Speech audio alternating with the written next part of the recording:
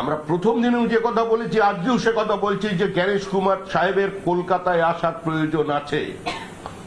তিনি নিজে আসুন, তিনি এসে মুর্শিদাবাদ দেখুন, ডোমকল দেখুন, তিনি এসে দক্ষিণ 24 পরগনা দেখুন কোন পরিস্থিতির মধ্যে দিয়ে এ রাজ্যে এসআইআর সংগঠিত হচ্ছে বা এসআইআর কে এক্সিকিউট করা হচ্ছে, এটা চাক্ষুষ দেখবার জন্য অন্তত তিনি একবারের জন্য আসুন এখানে।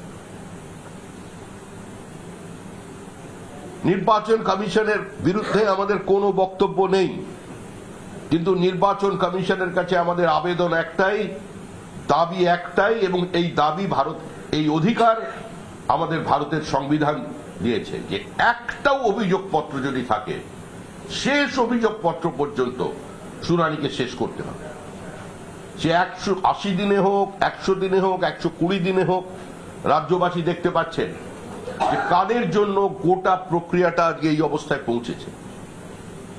আজকে এই অবস্থার বাইরে যে কোনো মূল্যে আমাদের অবস্থাকে নিয়ে আসতে হবে, এবং অন্য রাজ্যে যদি এসআইআর সম্পূর্ণ হয় এ রাজ্যেও এসআইআর কে সম্পূর্ণ করতে হবে।